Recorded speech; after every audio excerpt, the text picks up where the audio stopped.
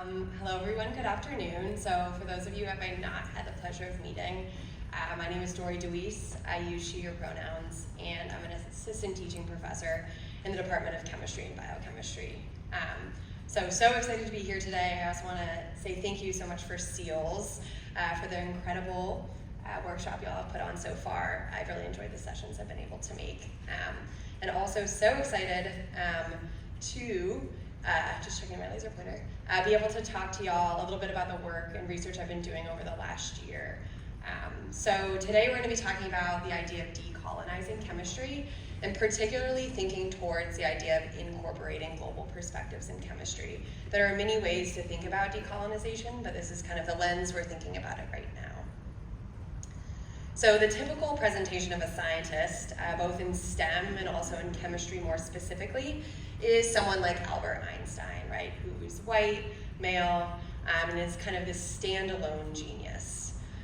So there's been a lot of really incredible work, both in STEM education more broadly and also in chemistry, that's shown the value of highlighting diverse scientists to support student learning.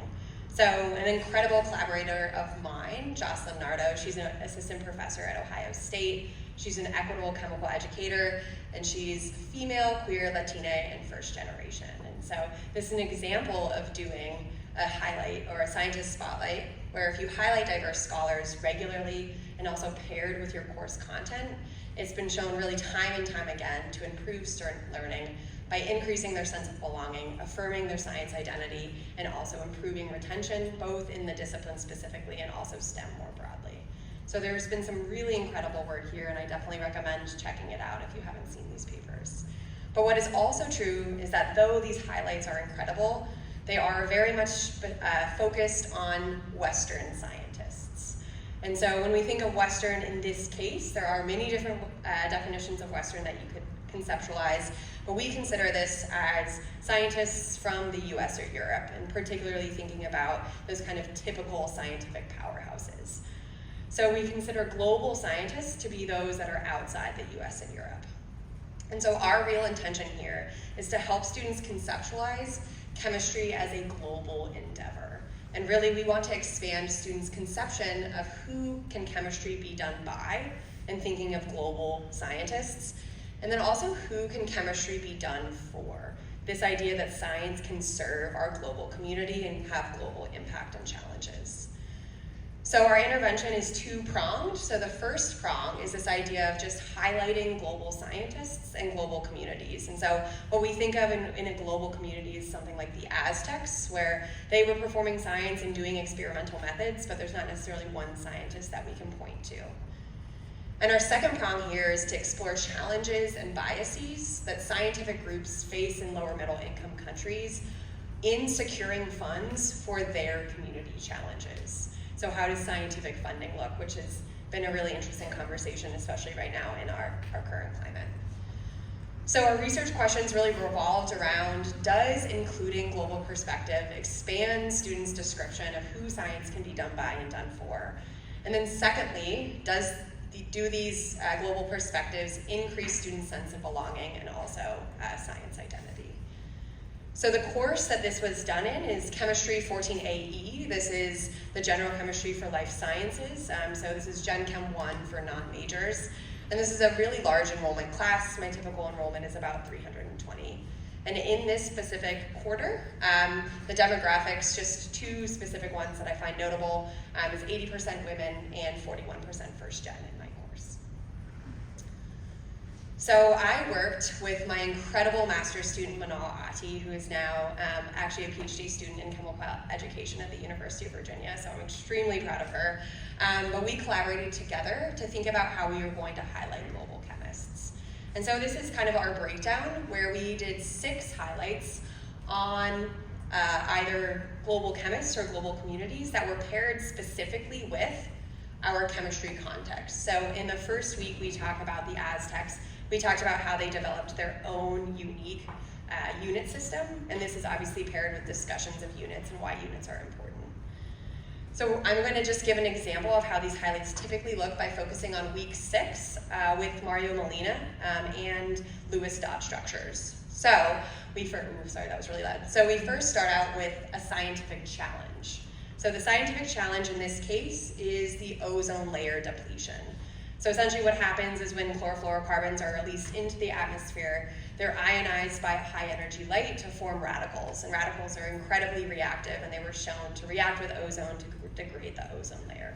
However, now our ozone is good, and that's really thanks to the pioneering work by the Mexican scientist Mario Molina. So Mario Molina was able to show that the radical chlorofluorocarbons degrade ozone.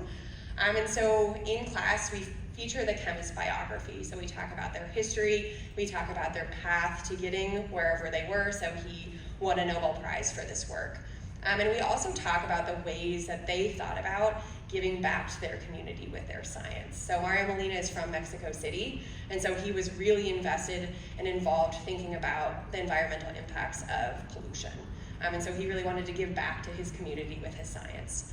And then finally, we end with having students use their general chemistry knowledge to go back and understand the scientific challenge. So students in a set of scaffolded problems were asked to draw the Lewis dot structure for the radical fluorocarbons and then describe why, using their idea of the octet rule, which for the chemists this will make sense. Maybe general chemistry has been a little while for others, but these are really reactive and would be able to degrade ozone. So these are preliminary results from the pilot study. So this has been done once, and while the results are promising, of course, we're going to try again and hope for even better results. So we gave students a pre-survey and a post-survey. So pre-survey is here in light blue, post-survey is in dark blue. And then I'll note that the axes here, 1 is agree, and 7 is disagree. So in this case, agree is better, so lower is better. So we asked students, and they showed that after our intervention, their knowledge of global scientists increased, their relatability to science increased, and their belonging in chemistry also increased. So you'll note that none of these are outside of error, but these are really promising results. So we also analyzed the qualitative data and did thematic coding, where essentially we looked for types of responses. So in the pre-survey here and post-survey, looking at the post-survey qualitative data, we see that the frequency of reference to representation, global perspective, relatability, and belonging increased. So some future directions we want to go in is we would like to move towards a quarter-long scientist research project where students themselves are going to be able to do their own work to identify global scientists. And then also weekly highlights, so instead of having 6, move to 10. So I'm not going to get a chance to talk about the second prong here, but this was the work that we did to explore the equity of global STEM funding, where my incredible graduate student just really took this and ran with it and made a really awesome game, kind of modeled off of UN to think about how global funding is distributed. So I want to thank my 2 incredible grad students who helped me with this, as well as the other members of my lab who's working on some other really incredible projects, and also wanted to thank UCLA Teaching and Learning Center for funding for these projects. So thank you all so much for your attention. This was really fun, and I'd love to have some questions.